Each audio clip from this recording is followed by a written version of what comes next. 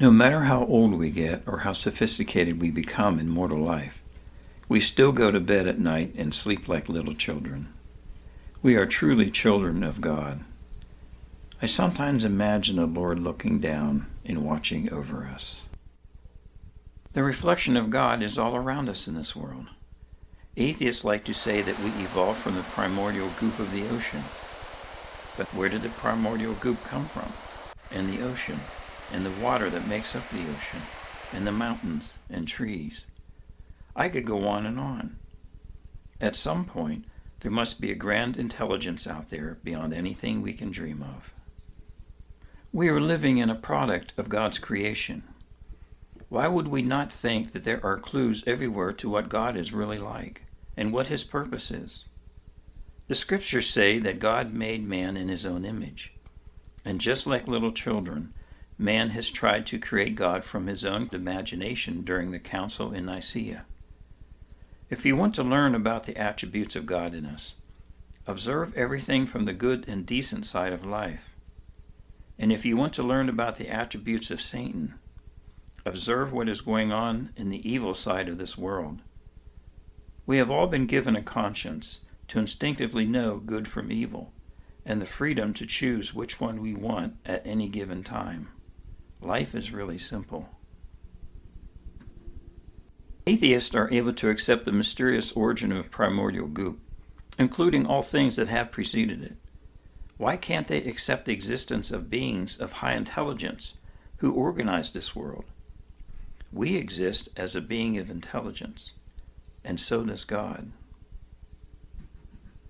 We are told by scientists in our day that the universe continues to expand as we speak. In the eons of time, the progression and pattern of all life in the universe has repeated itself over and over again. It is likely that we have a grandfather in heaven somewhere. But our salvation comes from our Heavenly Father and the sacrifice of his beloved Son. We are actually generational peers with Jesus Christ. As a son or daughter of God in celestial glory hereafter, we become joint heirs with Christ.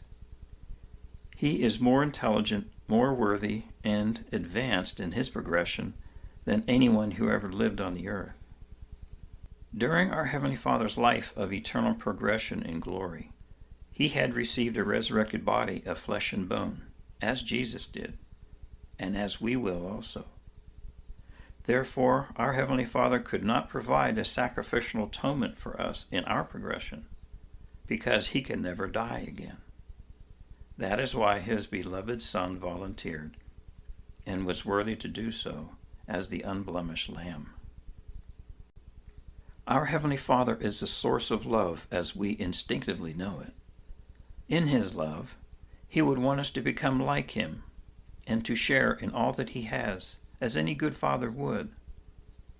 He sent his beloved Son to teach us the way to his wondrous manner of life, and to provide a means for us to return to him after our education on earth.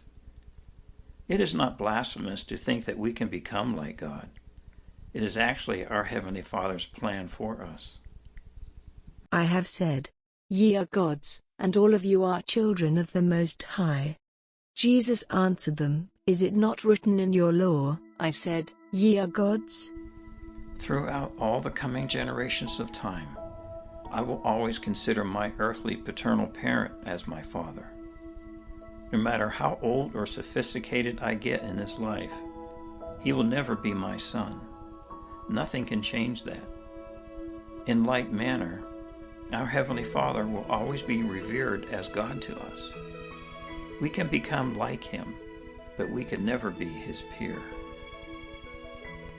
I have learned many things from repeated visits to the Lord's temple. It is such a beautiful and holy environment. A new temple was recently constructed in my area. An open house tour was offered to the public before it was dedicated. A non-member accompanied my wife and I on the tour and commented how beautiful and peaceful it was there. She didn't want to leave. The temple is a place where we can learn the attributes of godliness.